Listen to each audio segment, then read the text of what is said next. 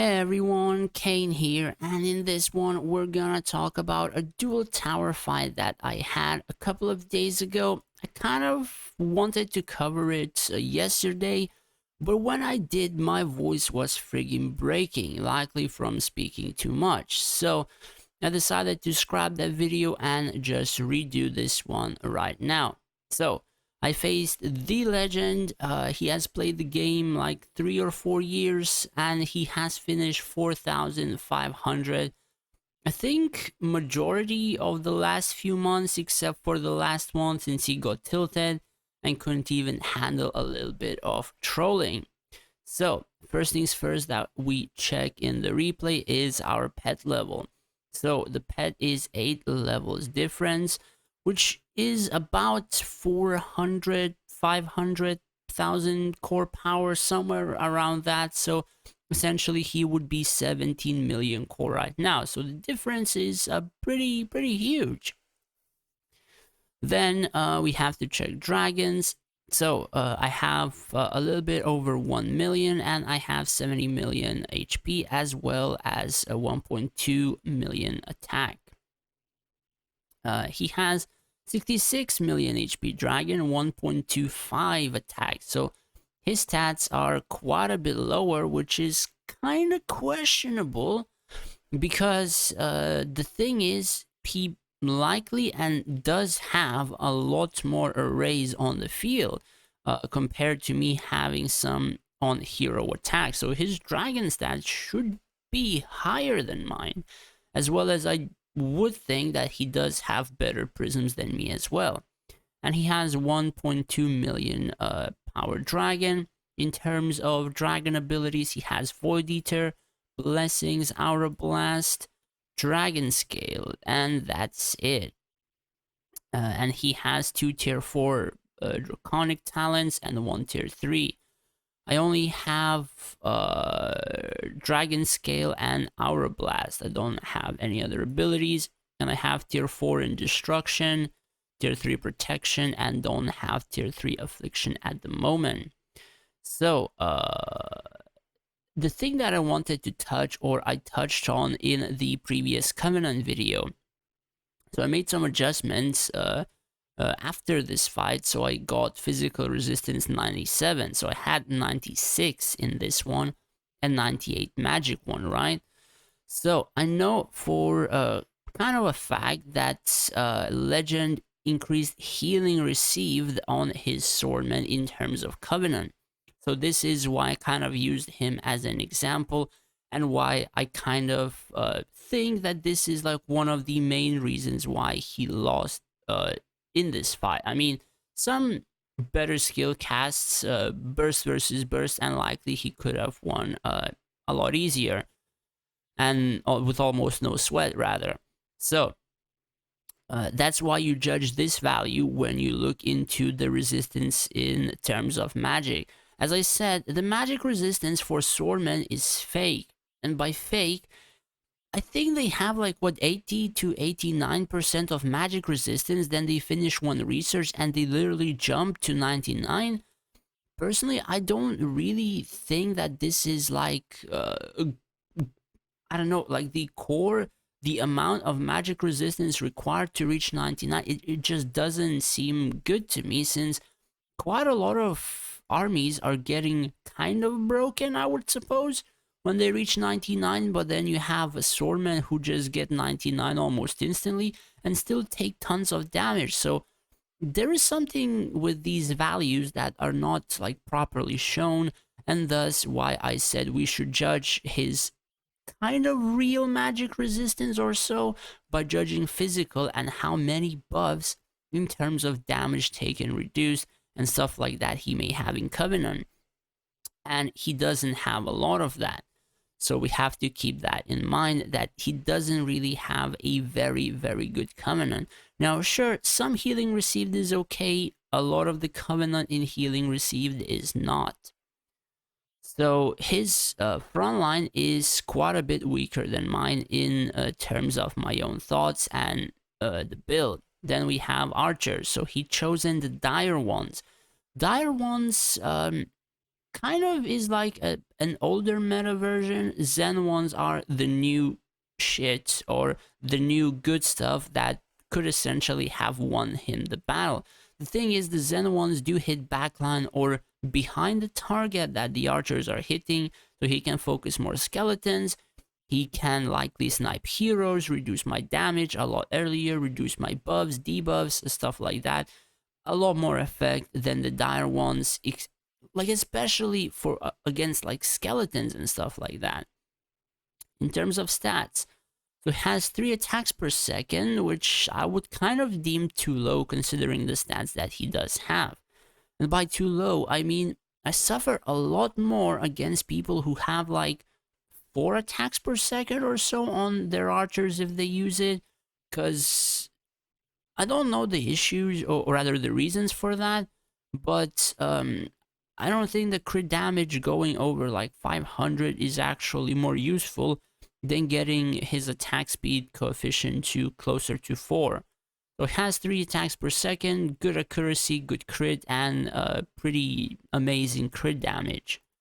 I'm not gonna touch on the Saints because I have no idea what stats you may have in those. So, in terms of heroes, he does have the new hero. He has a potential 70, which was quite amazing for me. And he also has this corrosive potion thing where he reduces the damage, or rather, it increases the damage taken on the army that it hits, or reduces their damage taken reduced, or whatever this says, basically. So it does help quite a lot for his DPS in terms of archers, but he still managed to lose. That aside, I checked quite a few of his heroes. He does have good stuff in terms of equipment. Some artifact adjustments could be better. Some, honestly, placements could be also better, which we will touch. But generally, most of his heroes are decent, just that I guess he's trying a different build or stuff like that, or trying something else. But generally, what I do think of his formation is like some very, very, very old meta type stuff. So I've spoken to him, I think a week and a half ago, somewhere around those numbers, prior to this fight. And the formation that he had was like the most general stuff that people copy from each other type of formation. And I told him that he did have a stall side that I would just clear in a matter of seconds. And I would have actually done that even in this video, but he said he needed Void Eater, and he got Void Eater, and the 2 squads have it. However, his burst side is, as you can see, 70% of the field. Now, the thing about this type of a burst one, I think this requires like what, 12 squares of buffing, debuffing, and stuff like that. This is too huge for a burst side. You have to have basically some square burst side, some square stall side, and the middle is usually not really like a burst type stuff, usually just buffers, debuffers, and like stuff like that. But he does have like this huge burst side, and in the end, like, he doesn't overbuff one side of his DPS to the point that he could break through fast and then pincer from one side to the other. What can happen usually is that this side will outdamage and kill the not really properly buffed armies in this side of the field, and then the archers can turn sideways to, let's say, the left, to the stall side, literally leaving open and their backs to just get pincered by somebody else's burst side and stuff like that. Now, if this rather faced a burst side, perhaps it could be better, but honestly, I don't know. This kind of formation for me isn't really that good. I mean, I've faced quite a lot of humans and stuff like that, and this formation doesn't seem too powerful to me. At the same time, for example, he left his Balrog in an open line. Now, he did tank quite a lot, and the reason he did tank quite a lot is because, like, he has almost all research done. almost all his heroes are level 70 except for the new one. And so that means like tier 15, 16 are finished on most. And I think somebody even told me that he has quite a few tier 13 and 14 done. So I'm at a friggin' huge disadvantage in terms of research. So if people want to also know what my research kind of looks like, so I have everything up until tier 12, then tier 15, 16, then rogues. I have everything till tier 12 and nothing after that. Generals, do you see the value right here, right? I have everything up until tier 7, literally nothing after that. And in terms of gladiators and paladins, everything to tier 12 and nothing after that. Like, that is the difference in terms of our research. And also why, or rather, one moment, let me also show. Goddamn this lag. Also a reason why a smaller portion of a burst side actually will perform better.